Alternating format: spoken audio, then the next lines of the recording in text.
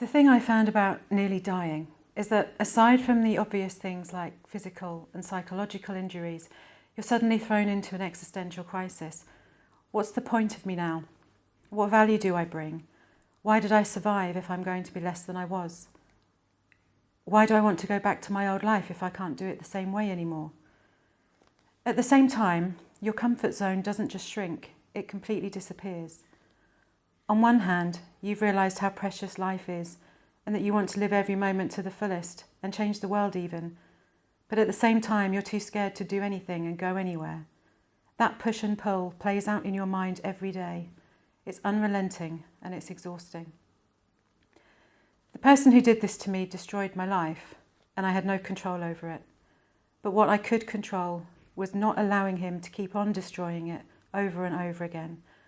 I couldn't sit in that dark place forever. I had to move forward, and the only way forward was to rebuild.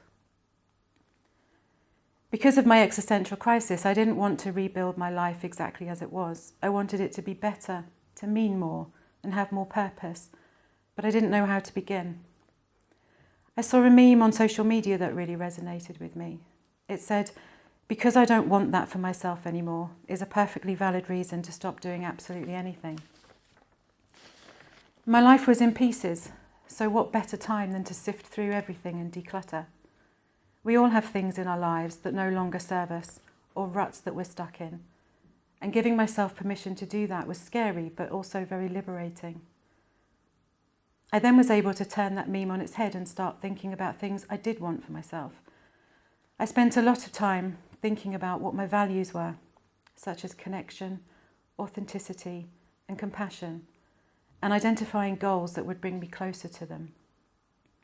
This happened at a time when the majority of my life was in somebody else's hands, be it medical, legal, or financial. Being able to identify some goals I could work towards, no matter how small they were, meant that I could start to rebuild my life consciously and deliberately, and it gave me something to have control over. The support I had from day one, from the beginning of my recovery, helped to shape some of those values.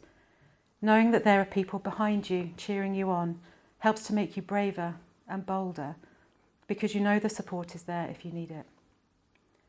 When I started volunteering for day one, I knew that it would match with my values, but I had no idea how much it would help me rebuild my life. Right from the start, it made me feel better about myself, more positive about my future and the value I bring. It's brought new friends and connections into my life. I've been involved in a real variety of things, and each one is an opportunity to stretch my comfort zone out a bit, and that's how I sell it to myself. Every time they ask me to do something, I immediately say yes, before I overthink it and psych myself out.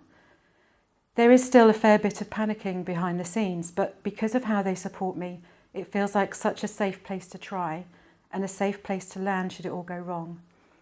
And everything I do brings me that little bit closer back to myself.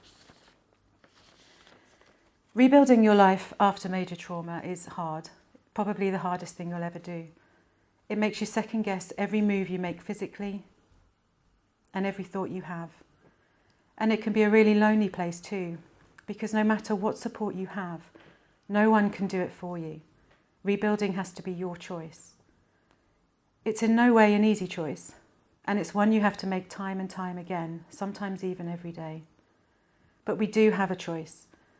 Whether we stay in the ashes of our previous life or find that spark of identity, of purpose, and of passion that helps us instead rise out of those ashes like a phoenix.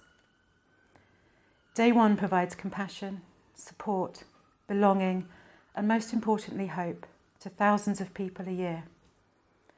Just imagine for a second all of those thousands of people as colourful phoenixes learning how to fly. We might not all have our wings yet, or even all of our feathers, but still, together and with determination, we rise.